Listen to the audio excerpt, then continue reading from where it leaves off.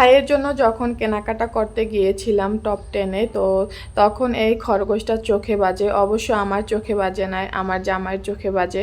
পৃথিবীর সমস্ত সৌন্দর্য যেন আমার জামাইয়ের চোখে ধরা দেয়। মাশাআল্লাহ, সবাই দোয়া করবেন আমার জামাইয়ের জন্য। শুরু করে দিলাম আমার রান্নাবান্নার আয়োজন। তো আজকে যা রান্না করব তা সবই আমার খুবই খুবই পছন্দ। যখন কাটাকাটি করতেছি আমার মেয়ে দেখেন, ও আমার সরঞ্জামাদি নিয়ে ও নিজেই খেলা করা শুরু করে দিয়েছে।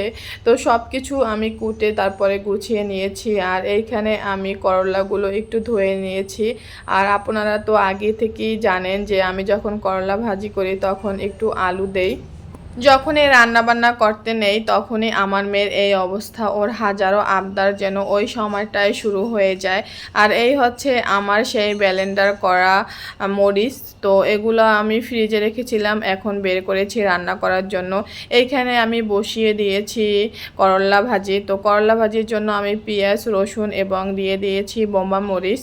তো সবগুলো উপকরণ দিয়ে তারপরে একটু হালকা করে তেলে ভেজে নিয়েছি। আর অ্যাড করে দিয়েছি মরিচ এবং হলুদ গুঁড়া। তো সবগুলো উপকরণ একটু ভেজে তারপরে আমি এখানে করলা ভাজিগুলো ভাজার জন্য দিয়ে দিয়েছি। আলুও আছে সাথে। অন্য আরেকটি ভিডিওতে আমি বলেছিলাম করলা ভাজির সাথে আমার পানি ডাল খুবই ভালো লাগে। আপনাদের কি এরকমের ভালো লাগে কিনা বা পছন্দ আছে কিনা কমেন্ট করে জানাতে পারেন। আর আমার ভিডিওটা আপনারা কে কোথা থেকে দেখছেন সেটাও কিন্তু জানাবেন অবশ্যই। আমার ভিডিওগুলো আপনাদের কাছে কেমন লাগে সেটাও জানাবেন।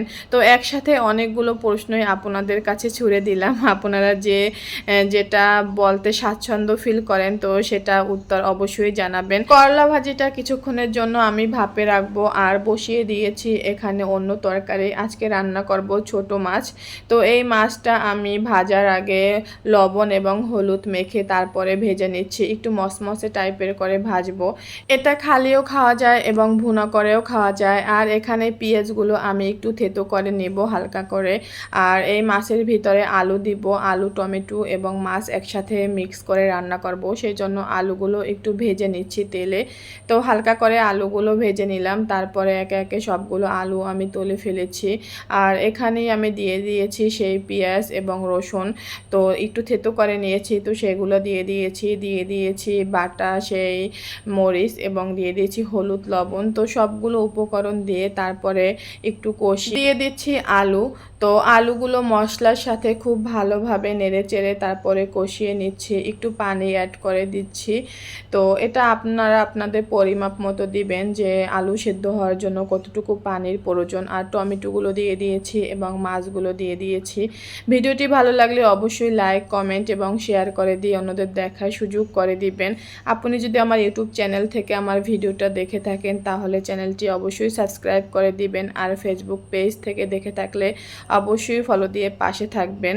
তো আজকের মতো এখানেই সমাপ্তি। ভিডিওটি কেমন লেগেছে অবশ্যই জানাবেন। সবাইকে অসংখ্য ধন্যবাদ। আসসালামু আলাইকুম।